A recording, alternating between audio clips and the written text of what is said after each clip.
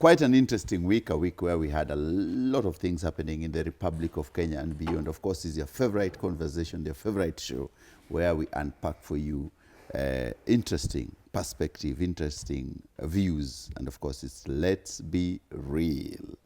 And as usual, the heavy hitters are here. On my left, Do I look like a heavy hitter? A heavy hitter. Yes, you are. It sounded like that. Yeah, my name is Dr. C, Dr. Catherine Masitsa. And thank you, viewers. I meet a lot of people, by the way, say, I recognize that voice from the Let's Be Real show. Thank you for tuning in. I am proprietor and managing director at Samantha's Bridal and Samantha Wines. Here we have the red. And today I'm here to keep it real. Let's keep it real. Yeah, Manuel Ntoya is my name, writer, Standard Group. And, you know, keeping it real is the name of our game here. And we're going to have some very interesting topics here to talk today. And of course, I'm your host, your Charles Otieno, every single day. Now, let's start with what's happening this week. And the biggest conversation is around the matatu industry going on strike over harassment from Boda Boda. Get it right. Matatu being harassed by Boda Boda. Yeah. You know, the matatus which have been harassing Kenyans are on strike because they are being harassed by the younger brothers who are more lethal than them now. Yeah. I'm telling you. Which way, Kenya? You know what this reminds me Yes. of? First of all, before I go to the serious thing, it reminds me of, have you ever seen a grown human being harassed by a mosquito? Yeah. And you're Have you ever, like, you've ever seen a grown person? Yes. Yeah, like fighting a mosquito, and the mosquito is coming in many ways. Anyway, I want to say the transport system in the country, the mess we are in is actually a security threat. It's a national security threat, and we actually need to deal with it, because if you can immobilize the whole country, the country cannot move, and then you immobilize the roads, then you stop the country from, you know, doing what we need to do to nation build, and we can fail as a state. So we need to deal with that. However, I think dawa ya moto ni moto. This is the second time I'm saying this. Yeah, dawa ya moto ni moto. These matatu people are just out of order. And their out of orderness has actually taught their younger brothers that this is how things are done. If the matatu industry was organized, then these borders would come in and just follow suit. They would be organized.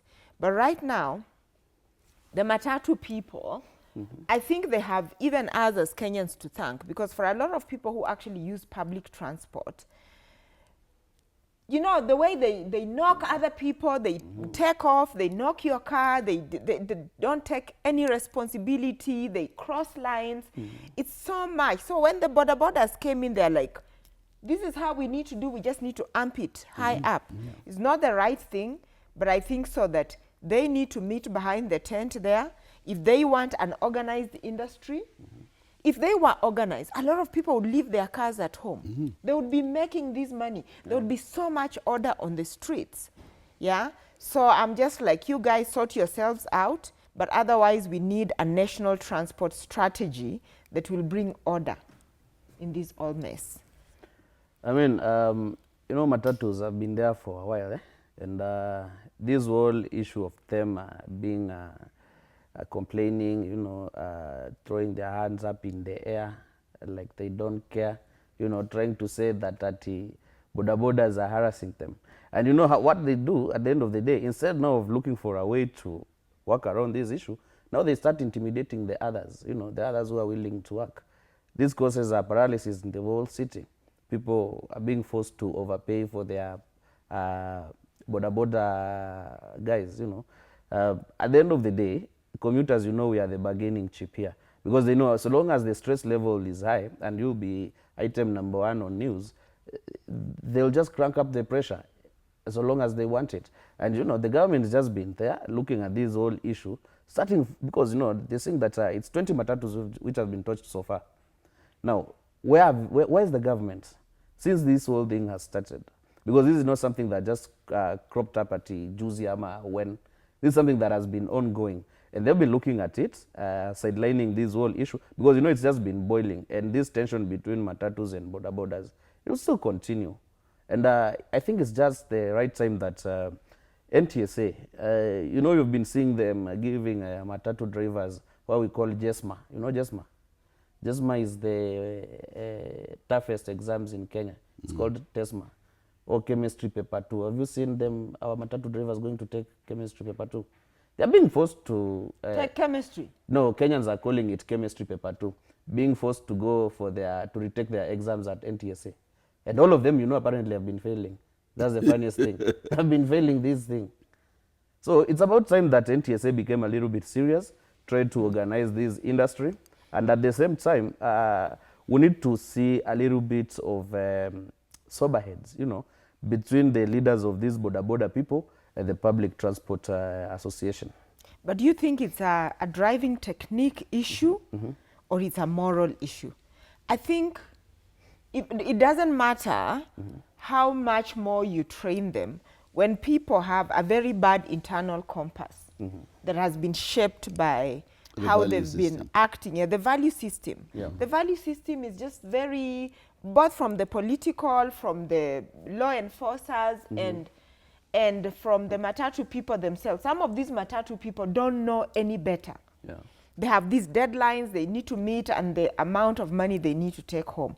On the other hand, the politicians themselves, the matatu industry represents a huge a voting bloc. Young people, Gen Zs. And now they know that you don't joke around with Gen Zs.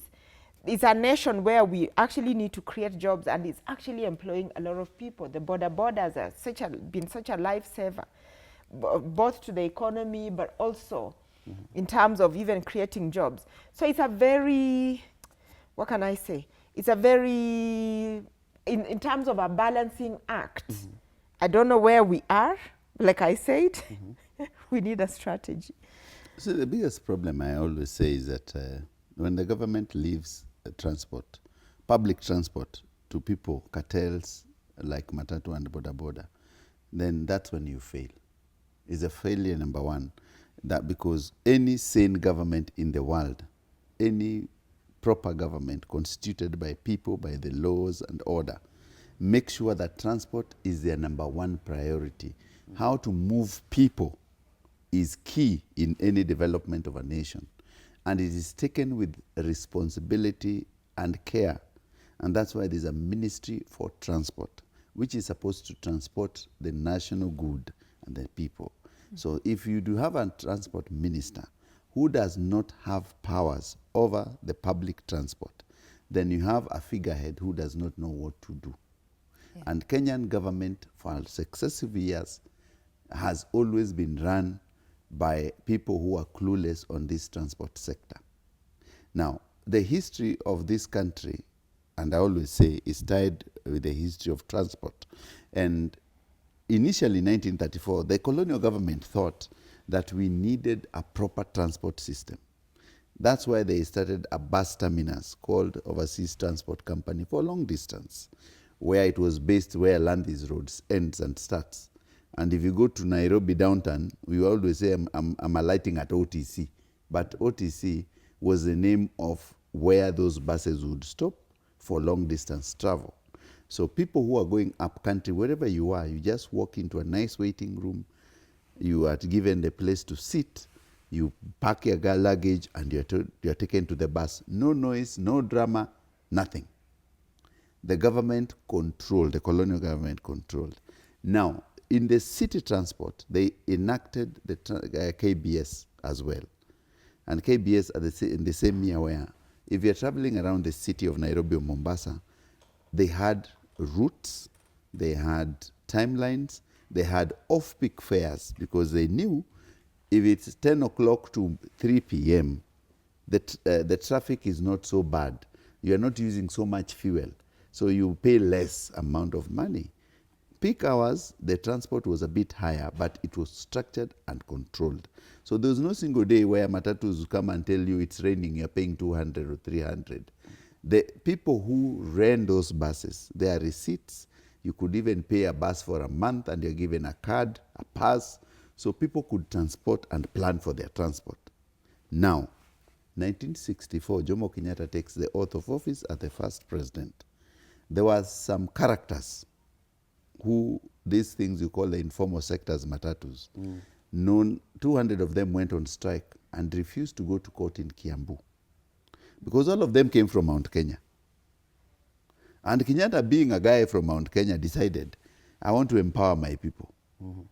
So it started on a very wrong tribal route. So what happens?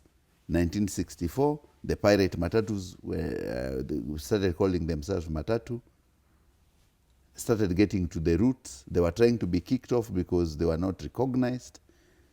They upped the ante, lawlessness came in the way you see it. Employment, remember the government controlled employment nicely. If you say that matatu industry employs more, this employment would have been done still by the government. In vehicles by the government, these people would be paying proper tax. These matatus will be proper mechanics and all that. There will be less deaths on our roads. So 1973 comes and Kenyatta says, okay, matatus can now operate on the routes from where the Kenya buses were. By 1990s, all this public transport sector was already killed by lawlessness from the matatus, people who are not trained, because now the government does not train, and that's why you see those accidents, the overlappings and all this became rampant. Initially, these matatus or the public transport followed order and time. If you, Dr. C, you are going to Karen at 11, you knew the bus for 11 is there. The bus for 11:15 is there. The bus for 11:20 is there. Now you don't have timelines. You operate like a madman who is going anywhere. Anything goes and everyone goes. So we must reconstitute our national transport and make sure either the matatus follow the decree or we get them out of the roads. Yeah, I think so. They follow it or they get out of the roads. And the same thing happens to border borders. They follow order or get border borders out of the roads. Guys will walk. You think guys will be able to, Kenyans will be able to sacrifice for that? They will. Nairobians? They have never been given a chance to. The people The who same people who are overpaying for borders, moving from one place to another. You see, the biggest problem is if you've never been given opportunity. When the KBS was operating, there are people I knew who never used to use matatus because they knew 11:30 I'll get out of my house. A nice vehicle is outside. Yes. You just sit, you go. There's no noise in it. You reach your destination, you pick the other one, you come down. You know, even Tony Blair, actually, that's the one that I remember, the iconic one, who would get into public transport. Yes, you get. Even, who was that, the British, the one who was going to find views. He got into a public vehicle. Yes. Yeah. So, and I'm not saying that's the gold standard. I'm just saying it can be done. And I think so that the national transport constituting a national security threat in itself, if it's not well organized, I think so that it should be state-owned. In many countries, my other country, I have two, but Hungary, I'm married in Hungary, Budapest, the transport is actually government-owned.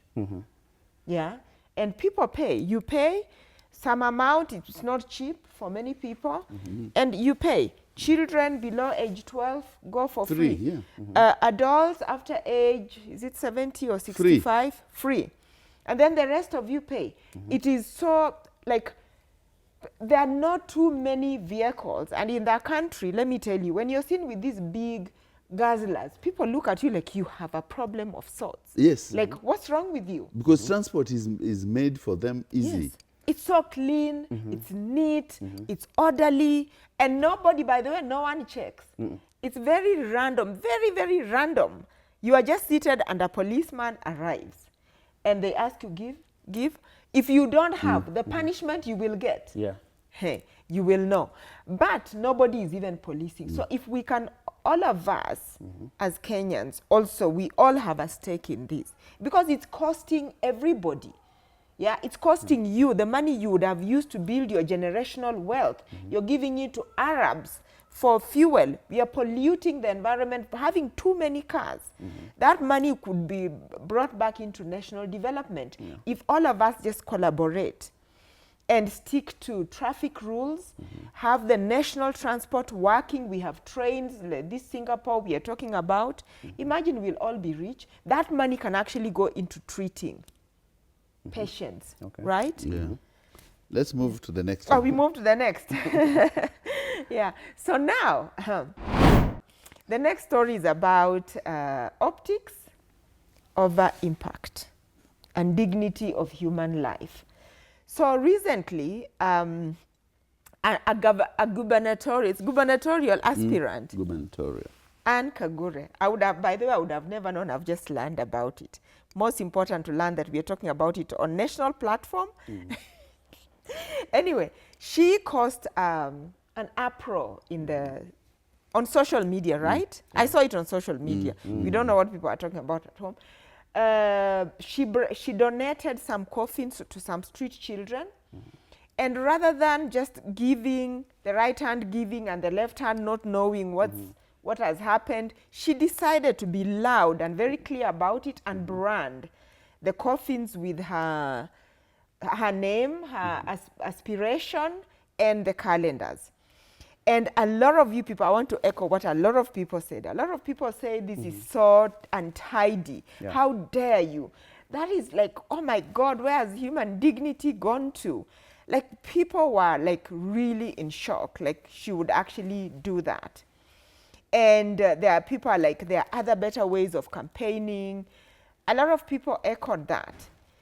But on the other hand, now speaking as Dr. C here, well, I hear what everyone is saying, but I'm going to talk as a marketeer, but also as a marketeer.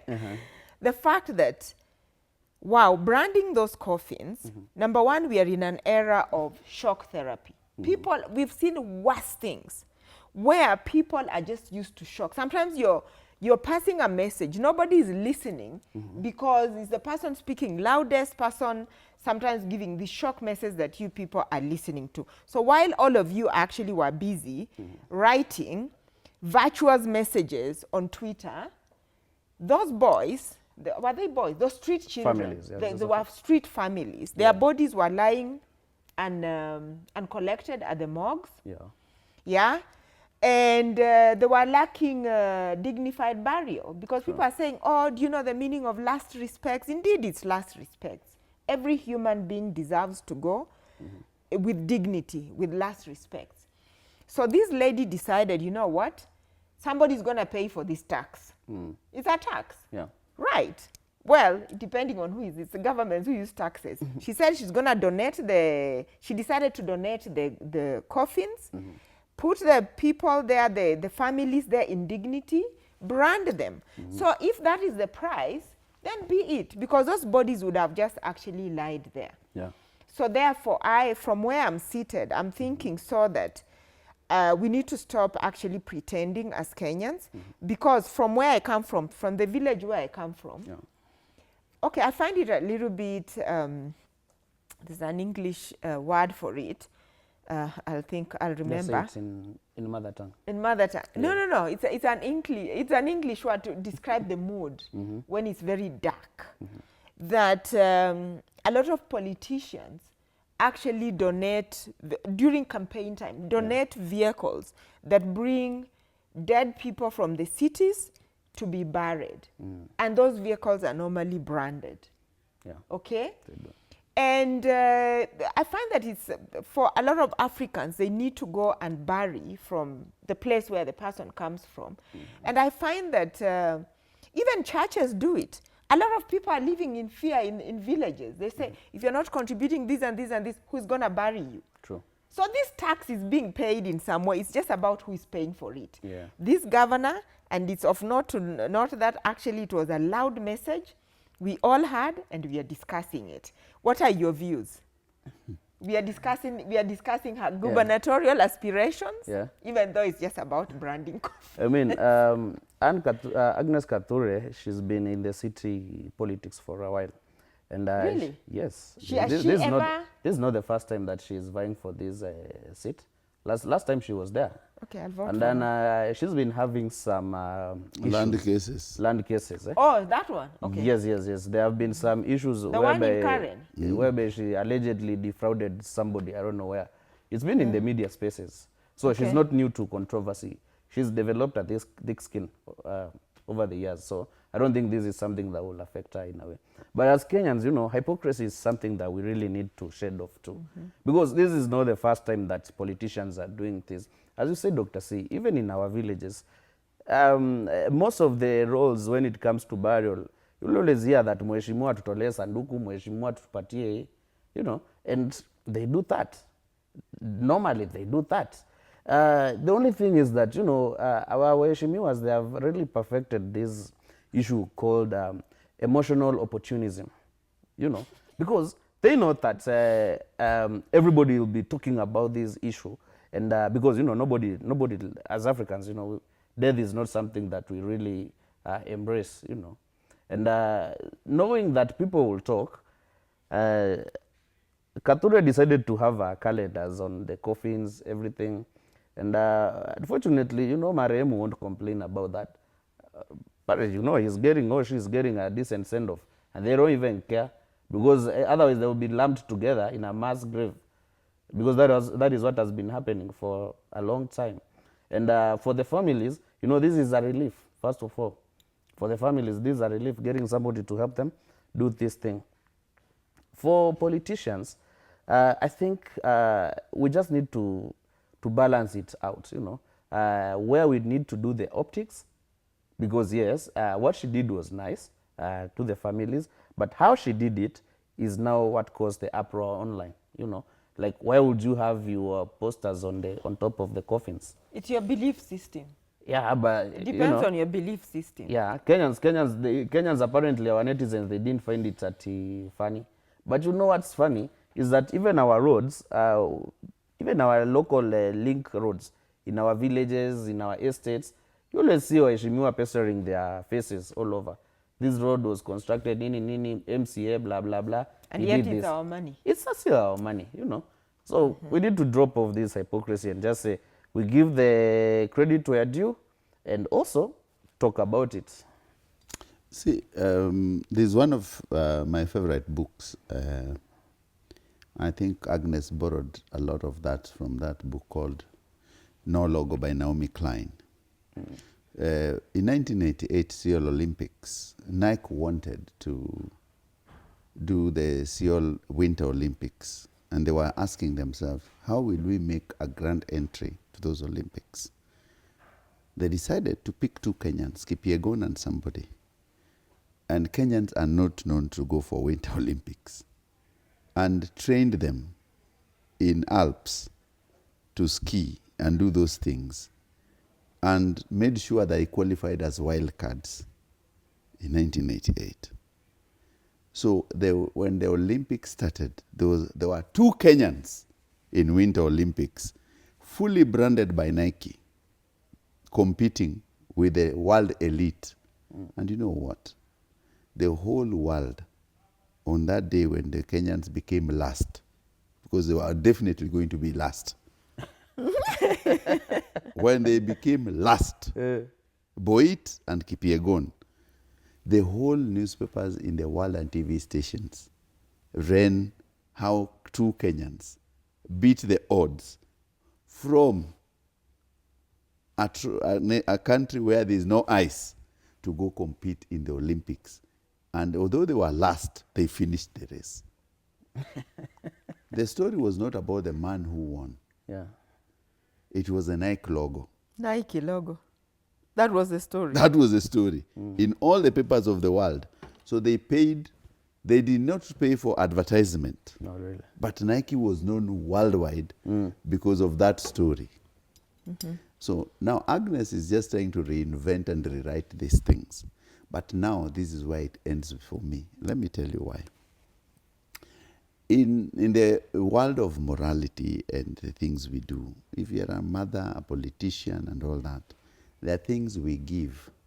The public will still recognize you. Let me tell you, without even putting her posters in those coffins, people would have known that it is still her who contributed. You do not need to splash your posters on it because it's about death. What How you do, would people have known?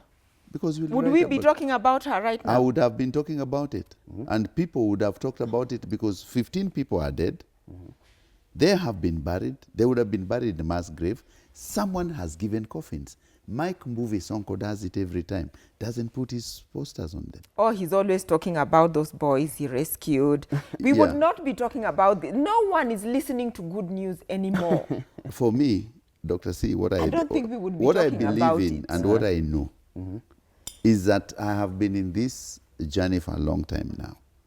And I can tell you without fear of contradiction that that is the cheapest way to do publicity. But the But voters you have know, become so cheap. They say They're so cheap, like, yeah, you know what they say. And I'm with the Publicity Twitter is publicity, netizens on by the this. way. I'm Whether not. negative or positive, publicity is publicity. But for me, I'm with the Kenyans because there must be rules and regulation. Even if you want to help me, just help me. okay, just a different way. Let me, yeah, I think everyone is entitled to whatever they are thinking, but I worry for her in the sense that if the majority, or what would the majority of Nairobians think? Because if it's about communication, you have to then think about how will it land? How will it land in the sense that will it cause people to do what you want them to do? If it's going to breed resentment, and then people are like, no, I'll not vote for you because you did this thing that was so undignified. Yeah. But if it's about, for example, activism, I think maybe, I don't know if you know, I'm a reality star on another show, and I wanted to protest about glamorizing of certain things on an international platform, certain words like calling women witches and all that. And what I did was to actually bring a coffin on set for one of the, to make this statement like, no, you guys, we're not going to talk about this. And this thing has made rounds around the world. Around Africa, everybody knows about it. And I keep talking about it. Did I achieve? Yes, to some level, I did achieve. Yeah. Bring light to the fact that every day we have this number of women who die because they've just been branded as witches.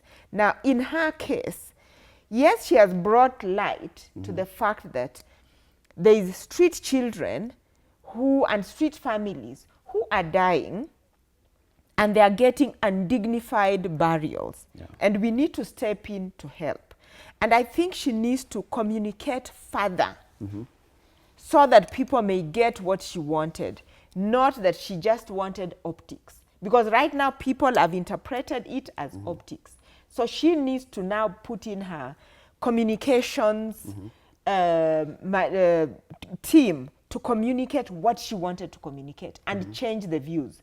Yeah. For me, you can give the coffins. Don't brand them. But you know, Don't just But brand them. politicians she's are gotten the shameless, reaction she wanted To who? to the netizens. And netizens are telling Not her off. netizens. So what I'm saying is this. The voters are the ones who are telling her. Now you all "It's a know cheap that one." Agnes Kigure is now vying for gubernatorial. And you we know, will not vote let's, for let's, her. let's be honest That's not again. what we are We will saying. not vote That's for just her. you. Come elections time, vote during for the her. war campaigning Itakuwa last. time, you know, people won't even be speaking about that she branded that in the coffins. People will say she'll bury you. People say that she helped these families. Yes. And you know, politicians are very shameless when riding on Yes. such things. Yeah. CEO. They'll say, that's what they'll actually say. Alisaidia watu wetu kuzikana. Yes. You know, that's the whole element about you putting your poster there or not. It won't even appear anywhere. Yeah. And again, we make a lot of noise online.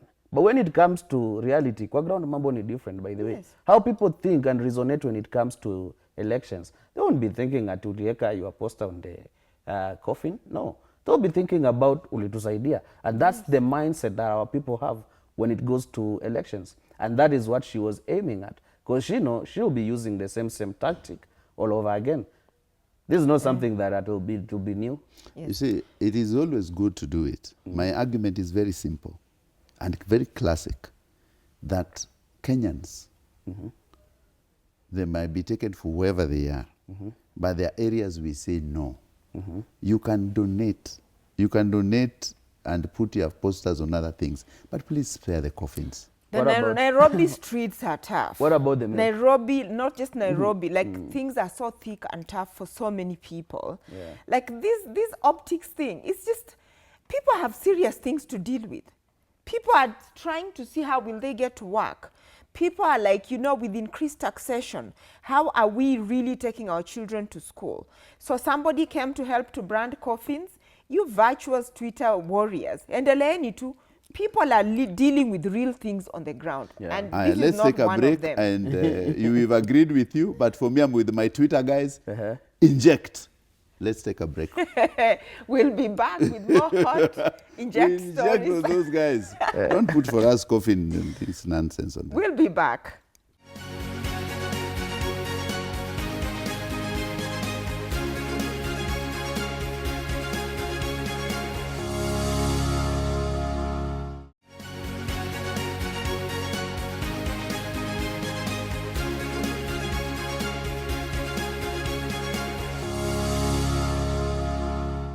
Ladies and gentlemen, welcome back to Let's Be Real. And we've been injecting, talking about the normal and controversial things that is happening around Nairobi. One of the things that has been happening and trending is whereby the Central Bank of Kenya has told men that enough of these whole shenanigans, money bouquet, stop this whole thing. And just do the normal romantic thing, because, at the end of the day, you are just spoiling our notes, eh? And, this thing is no longer now at romance. It's now becoming a performance, This is just a performance, whereby we're just talking about who has what. And, real men don't showcase at these too small money, That's simping. We call it simping. That's just simping. So what's simping? Simping. Simping is... kujipendekeza. Simple. Oh. Yes. Okay. Men we are just becoming other things. And, good thing is that the CBK has told us now, we need to stop this whole thing. Because at the end of the day, it's just a performance thing that is being put out there, flexing your financial muscles. And at the end of the day, it's not good. Playing with money is not a good thing. I don't know what you guys are talking about. What do you guys think? I agree with you, Manu, there. Yeah? You shouldn't be playing with money. Because, we should save money. Let's be honest. Yeah. Somebody will put like at TCG 70,000. A million. 70,000. You can't fold a million notes. Your bouquet at most you can do is like 100,000. This guy of the guy and the wife who does tours and travel. Oh, Kabu. Yeah. See, that one they were carrying 3 people. Yeah, but when was what is that now? I saw that you couldn't carry alone. When was this? A whole money bouquet for 3 guys. You can't. A while back, he did that. For Sarah? Yeah, that's what we call simping. Okay, Yeah? we know that the one could have- results. that Yeah, was- you know the results now, yeah? Yeah, everybody knows the results. And real men, they won't just do that kind of public display. Yeah, they'll just transfer funds to your account quietly. Without us first. Yes, there's something called confirm, and that thing puts one of those brightest smiles on women. Actually, I want to confirm. I'm telling you, even the Confirm ni nini? confirm ni message. Message M-Pesa. ikiingia. So you normally confirm. Oh. Yes. Gosh, You see, even you're guys. smiling now when you hear No. confirm. So first of all, Yeah. let me just say that I have never been a fan of this thing from the get-go. Like, I just think it's just it's the height of cheapness. Other than just being illegal, by the way, Yeah, for it's those illegal. of us in marketing, we know that you cannot use the Kenya money, the Kenyan notes. You Legal cannot, tender. the legal tender, you cannot use it for marketing. And I think so that the central bank has just not been flexing the muscle to deal with this thing. So it's first of all illegal. Number 2, you're tying those knots, stapling them, increasing the cost. It means when this money gets spoiled, it needs to go and be replaced. Yeah. And imagine we the people are going to be paying for your 15 minutes Of fame. yeah. No, we are not going to do that. And on top of it, but let me let you into something. You see, especially some of these parties, especially where you see the US dollars and all that, it's never real money. No, it's fake money. It's just some printed things people to just show. So let people at home not be cheated that people are using like real money. currency. No, it's not. Some of them are not real currency that are being used. But that said, I think so that if it's about showing wealth, there are other ways you can actually show wealth. Yeah, it doesn't have to be obvious. In the moment you have to show, I'm wearing this logo, you actually don't have money. In the moment that you have to show stacks and stacks of money, some like you're making a phone call with it, whatever, it actually means you have no money. It's so tacky. So tacky. Me, this is what I want to tell women. Yes, we are expecting Valentine gifts. If you are there, I can suggest later on, after all of you have heard what to say, I'm going to suggest some gift ideas actually that you can give. But actually, a really good gift, if you are going to be giving me any paper, it better be a title deed. Yeah? If it's going to be a box, it better be diamonds in that box. Otherwise, let me tell you, anything else that is a paper resembling money, it's criminal and you're going to serve sentence. You will serve 8 years in jail. Anyway, what I think is that for me, it's a very simple thing. It's good to level the playing field for the boy child. For me, it's You think the central governor was looking at the boy child? No, I'm just saying it's good because the Kenyan girl today, the world has really shifted for the Kenyan boys. And where they are, if you don't have money, you are not considered as anything. Like young girls in Nairobi, first of all, they ask you, if you go to a club, they'll ask you, nambona unaga pesa kama rafiki zako? It's common. The guys who are shooting this will tell you, they really suffer in the hands of Kenyan girls. But because it has always been like that traditionally. We kama una pesa, mbona nani Manu anakuaga nayo, we mbona huna? Mbona una do? Una do. Why are you not like your friends? Why are you not like your friend who has money? So where do you take your money? So the problem, for me, it's good that the central bank has given a Kenyan boy a breathing period, where now you will not be pushed to the limit to get something. Yeah. But also, this one is not the end of the world for the people who want to simp. No. My boys from Homa Bay, you can send dollars and you can staple them. We know you'll do it. And I can tell you for sure. They'll do that. They'll do that. Yeah. The boys from Homa Bay, who have money, the one who show off. Yeah. This Valentine, you will see at the currency Kenyan. They must be seen. It's only Kenyan currency you've stopped. Yeah. They will stitch those dollars and give people. So if you think that you do not fall to our group of people who do not want to they feel to be leveled or want to give women other different things, you can give them the dollars you want. As what we are saying is very simple. The world is now a bit fairer with central bank. But let me ask you, this whole issue of giving our girls money, and you know, when you go online, it's them who are complaining that this whole thing about CBK is just favoring the boy child. But what does it tell you about our society? It's rotten. Yeah. I mean, no money, no romance. No romance, yes. Yeah? No money, no romance. No romance. They'll touch you. Finance. They'll touch you with a Kenyan song, by the way. A word of money. You know, with a word of money, you can have a word with them. No, nowadays. But honestly, but what is the role of a man? Yeah, but not just giving money. No, what's the role of a man? To look after. Does it mean to just give giving you money? a good sperm and look after the family? How do you demonstrate? Okay, I don't want to receive any money in that manner. It's tacky. Just transfer through the bank. Yeah, now you see. But what do you guys want? I mean, there's so many things in life that favor men. So many things as we speak. Now let's just as if okay, it's not a men versus women conversation. It's about the legal tender. But because you're talking about the boy child, there's so many things that favor men in this world. What do that- men get during Valentine? With What Valentine? do men get? Yeah. Oh my God, you're What going do to men plant your get? seeds everywhere. What do men get? That Apart one is from also socks, getting our seeds. wallets, Also, we are being robbed No, being robbed what? of our seeds. of course.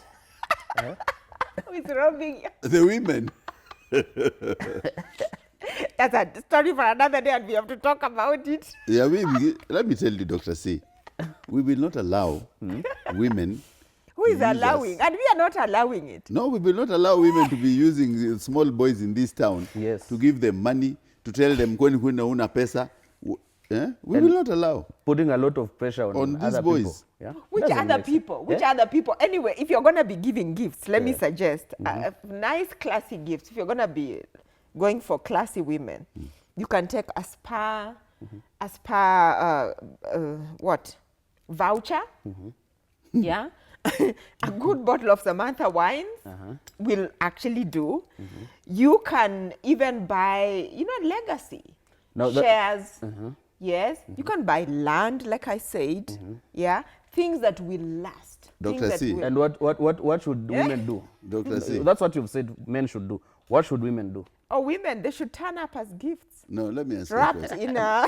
No, first of all, Dr. C, your generation of women and women who you are talking about, people who want land, diamonds, and all this, they're very few. Let me just inform you. In the streets of Nairobi, the first thing the women ask for is money. The second thing is money. The third thing is money. Money. This thing, you call them Money. wine, you call them what, they tell Money. you, "Sangeniletea tu pesa." Yeah. And my friends want to see that bouquet of money. It's You as mean, simple as that. this bouquet thing is a thing? It's a big thing. It's a big It's thing. a very Nigerian thing. It's a a big westernized thing. And actually. It's more of westernized thing. No, this thing started I first started seeing it with our brothers and sisters whom I love very much from Nigeria. No, Nigerians are chopping money. Yeah, they chop. That is chop. chopping. But now this is a different thing. The Which flowers, I find very cheap, by the way. Kenyans, when you gave Kenyans flowers, they would leave even them. The girls today, if you give them flowers, some son, let a flower, Nipeleke nitakula wapi? flower. Would we eat flowers? Who are these girls? Most certainly not the daughters of the people in my circle. Who are these women you're talking about? Who are these girls? The you're majority talking of about? Nairobi Majority. women. Which majority? Yeah. No, you guys are defaming Nairobi women. Ah. We are not. Nairobi women are not like that. You see, someone said the other day that, and I looked at this quote and I laughed, that the difference between Nairobi girl is that Nairobi girl will complain about getting forward through a job when they get intimate with someone, but will not complain when he gets intimate over food and drinks. And they will tell you, maua upelekee nyuki. Yeah. Yeah, that's their thing. Maua pelekea nyuki. Hapa ni pesa tu. If anybody has ever told you that, it means you're going for very classless girls. No classless. Oh my goodness, what are you Oh my talking? God. It's so not Because if you old say money that, aesthetic. If you say that, You're in the wrong generation. The new generation. No. Your generation and this generation coming up, yeah, totally don't do different. anything to do with flowers. They don't want flowers. They bottle want of money, wine. and they No want money. to show off. They want to flex online. Anyway, let me. I just think so that for the women who actually represent Nairobi, for Nairobi, what it is, we are classy women. Who only want land. Yeah, we just want land And and diamonds. diamonds. That's why in your show, in the other show, the women you put there, 90% of them are socialites as well. You are the only one who has a career. Let's do the other. Unasema nini? I've told you the truth. I shall not even seek to deny. I'm full of myself, right? Ladies and gentlemen, thank you for watching. Of course, Let's Be Real. We come here next week and we'll unpack more issues for you.